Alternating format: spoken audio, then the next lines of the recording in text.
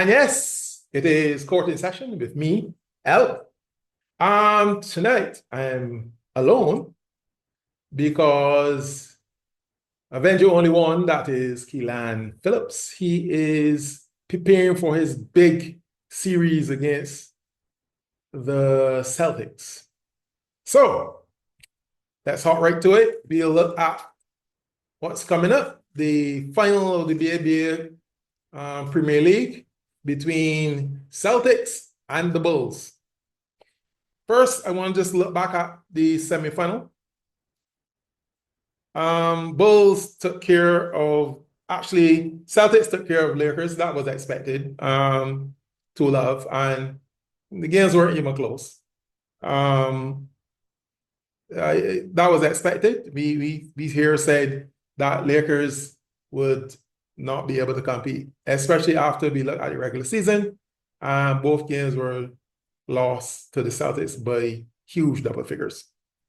The Bulls took on the Cavs. That was we thought would have been a better series. I thought Cavs would play much better, especially after the first game. After the first game, that game, a bounce here, a bounce there, that game could have gone Cavs' way. But then the second game, they got blown the building, which was kind of disappointing, especially thinking that they have the firepower and in the way they play to compete with the big guys. However, it was not to be, and the Bulls got over the Cavaliers. So now it is Bulls versus Celtics. Game one is Wednesday, the 23rd at BCC at 7 o'clock. But I want to take a look at the regular season games between the two teams. Firstly, the Bulls lost both of those games. Celtics was in control of both games some of them from midway of the second quarter until the end. The second game, Bulls lost by 6, but that was a little losing by 6. If you see the scoreline, that wasn't actually the way the game was. I thought Celtics controlled that game. They fell asleep a couple times and Bulls went on a run, but all in all, I thought Celtics controlled those two games. They met in the President's Cup. However, in the President's Cup, Bulls had the services of Kyron Alexander, who came in for, I think it was spring break, and he was able to represent the Bulls, and they were able to hold on to a win in the President's Cup final, and he really made a big difference, especially coming down the stretch. He showed his class, and every time it was Marsh and Kyron who really touched the ball, and everybody understood what was going on, and eventually they came out winners, I think, in overtime. Now, the Celtics.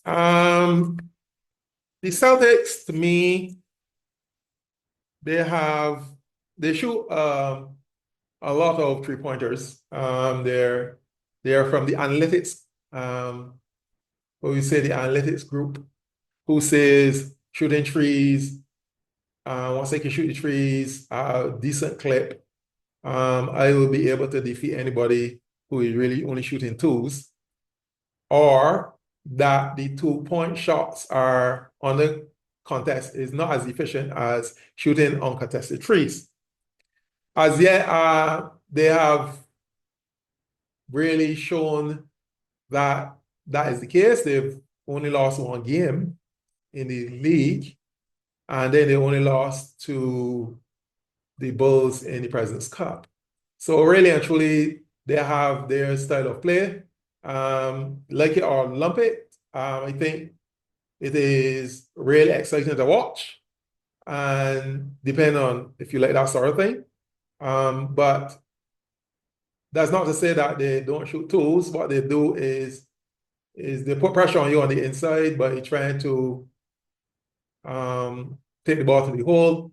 They spread you out because you have to cover the trees, and then they have all the space in the world to take the ball to the hole.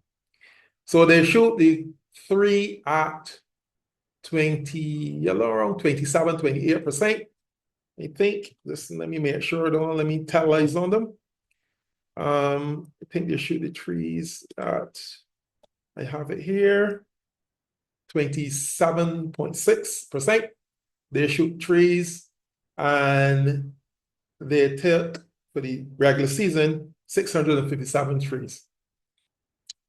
So they have about 6 players who are averaging around 30% shooting the ball from three, and that is good in amateur context. Actually, that's brilliant in amateur context. So they have the formula, and they use their formula to win games. And they have won many games playing that way. They have good pace. They like to keep it up and down at a particular pace and force you to have to get back. And they try to send as many people to the boards when they take those threes. They don't always get the board, but they put pressure on you to try to stop them, because they contain, if they send 3 or 4 people to the board, you have to send 3 or 4 people to defend them, to box them off the board. And if you don't, you will get beat on the boards. And for the most part, they're showing that that is correct. I also think they have an advantage in BCC, because last year when they got to the final against the same Bulls, they won game 1 in the community college, and then lost the other 3 in the gym. So I think they have a distinct advantage in BCC, and it's not because BCC rings are bigger, because people feel that they are bigger. It is that perception. There's a wall, and then there's on the other side there's close to, so you're able to have a better net perception than in the gym. In the gyms, the rings look smaller because there's no wall right behind the backboard. It's like having a set screen in cricket, where you're able to see the ball a lot better than if you didn't have a set screen and a bowler hand coming through the trees. So that is the depth perception in college, and they shoot better in the college. You will notice that people who shoot really well in college, sometimes you don't believe when they get to the gym, if those are the same players. However, it is what it is. First 2 games are playing in BCC, and the other 3 in the gym if necessary. Well, at least one has to play in the gym. It would be I don't think Bulls could win the series if they allow the Celtics to win the first 2 games. So that should be interesting to see how they are able to counteract all those trees in BCC. The disadvantage I have for them is they don't shoot really well from free throw line for a team who shoots a lot of trees. But obviously, they don't get foul regular. But they don't shoot average. This is not shocking or anything. It's just average the way they shoot the ball from the free throw line.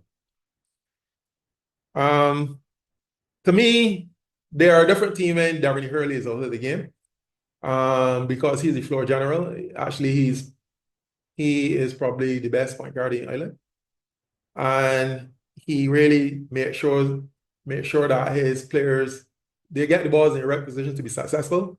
But when he leaves the game, which is not regular and not long, I find they have some issues actually getting the same quality shots. What they usually do is just spread the team wide and give the ball to Cassandra Adams, who good enough that he could take the ball to the hoop, he and Joel Hunt. And that's how they live when Devaney is not in the game. But they play their style, is open, is exciting. And if you let them, you have to decide which poison you're going to pick. If you let them shoot the trees, they shoot the trees at a good clip. So if you're giving up trees, you can't give up trees. You got to decide which one you're giving up, if you're going to give up trees or if you're going to give up a rebound, or who you're going to run off your 3-point line. To me, they are really soft on the inside. Outside of Joel Hunt, he is fairly decent on the inside, but the others, to me, they're kind of soft.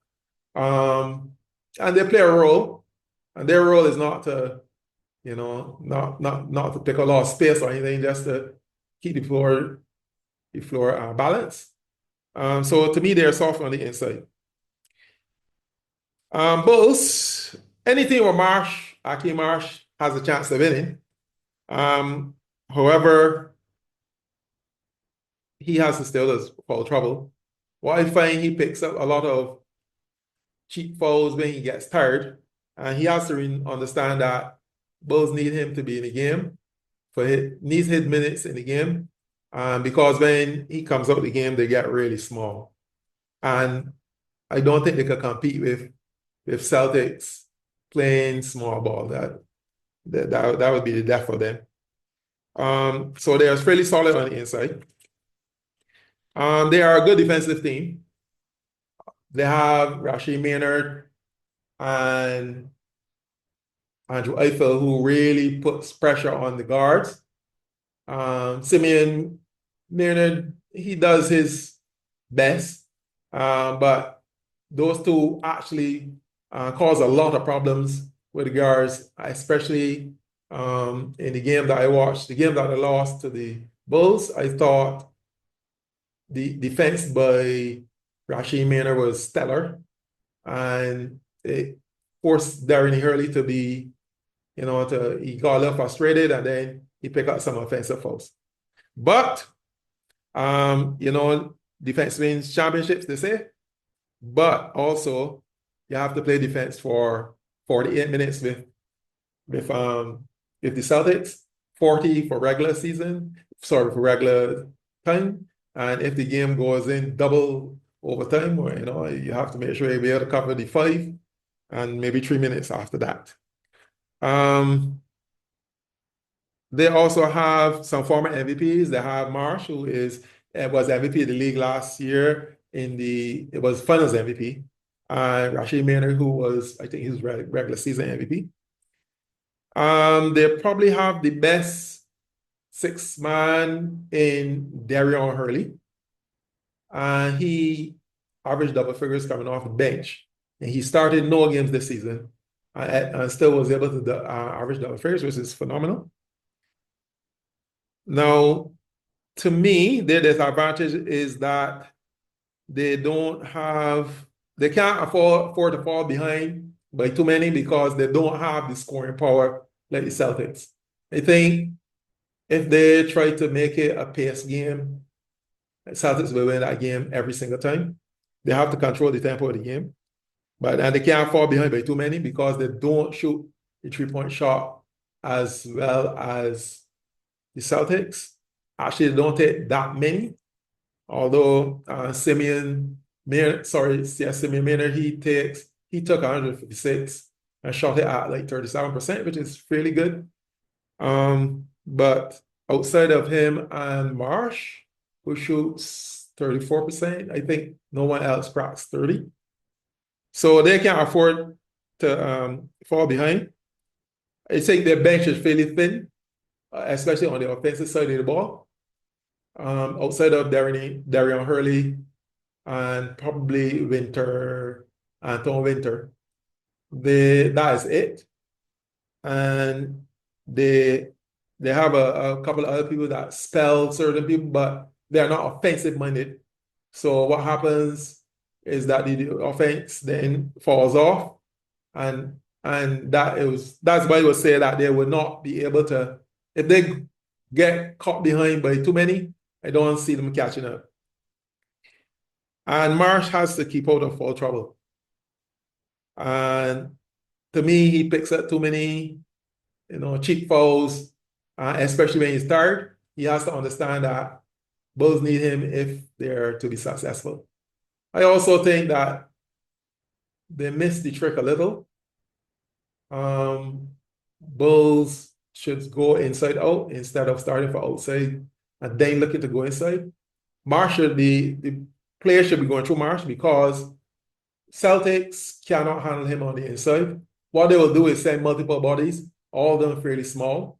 So if I was coaching Bulls, my thing would be to run Marsh, not simple little cuts, but a couple of screens and misdirections and try to get Marsh close to the basket and get it early, get him going early so that and try to rest him at the correct times. That I also think BCC is not is a disadvantage for the Bulls. Bulls usually play really well in the gym for some unknown reason. Not that they play badly in BCC, but I think they play better in the gym. So BCC would be a disadvantage to them. So hopefully they could win one of those games in BCC, and hopefully they could get to the gym and let more games be in the gym and see if it could be advantageous to them. Now, if I had to pick a side, a winner, I would pick the Celtics simply because of all the advantages that they have. But Bulls is one of those tenacious teams that they play to the end and they fight, and they have good players. I say that Darren Hurley is probably the best point guard in Ireland. Simeon Miller is not too far behind. As a matter of fact, I think both of their stats were comparable for the season. The only difference is that they already have more wins in the regular season. So you just give him the edge. But Simeon, he shot the ball fairly well. He shot a lot of three-point shots. My only minus against Simeon is that I think he penetrates too deep. Because he's small, he penetrates too deep. And then he tries high degree of difficulty misses because then he's under pressure. But if he can use the floater, use the pull up by free throw line, I think he will give the Celtics some problems. Not that he's not giving them problems, no. But I think that would be better for him. And he is not like Devaney. Devaney is trying to get everybody in position to score. He's more for his shot. He puts people in position when he's ready. But he looks for his shot. Well, Devaney more or less only takes his shot when he can't get the ball to the other players that are covered. But they're two fantastic point guards, and we should see a really good battle. Tomorrow, though, at the game, what I would not want to see is the complaining about the referees. I don't see it. I watched a number of games, and not especially with the top teams. When they're winning, the referees are blowing the same things when they're losing. But the problem is they have a problem when they're losing, where the referee is blowing. And to me, that's being hypocritical. Now, I have my opinion. I make my opinion, and people get upset. And I mean, they get upset and start speaking to me and stuff, and I'd be real upset about that, right? So, but it is what it is. I don't think that complaining about the referees, stick to your game plans, set your game plans, adjust them when you have to adjust them. The referees are not going to be blowing certain calls. Many calls they will get wrong. Some calls they will get right. That is life. The NBA referees make mistakes, and I don't think that our referees are, any different. They will make some mistakes. My issue with refereeing in Barbados is that they got to be consistent. I don't mind you missing calls, but miss calls for everybody and make calls for everyone. And don't try to penalize people because the coaches get up and jump and keep noise. I think that's their right. Once they don't disrespect you or run on the court or do something stupid, then your job is to referee the basketball game and not referee people. And that would be it for tomorrow's game. The admission is $7 when you get to BCC. And for right now, the court is adjourned. Hey everyone, Firstly, I would like to thank you guys for following and showing support to this page over the past few years. This video is to let you know that we will be rebranding our platform from The Bajan Sun to Z Squared Media. Most of you probably don't know this, but we would have started our page mainly for landscape photography and time lapses while chasing sunsets across the island, hence the name The Bajan Sun. This rebrand reflects my growth in sports photography, videography, and content creation, bringing a sharper focus and a bolder vision. While the passion remains the same, Z Squared Media presents a bigger, more dynamic approach to capturing the energy, emotion, and intensity of sports. Let's keep pushing forward and be sure to book us for your next sporting event or creative content to boost your socials as an amateur or professional athlete. I'm excited to introduce a fresh new chapter, Z Squared Media. New name, same commitment to excellence.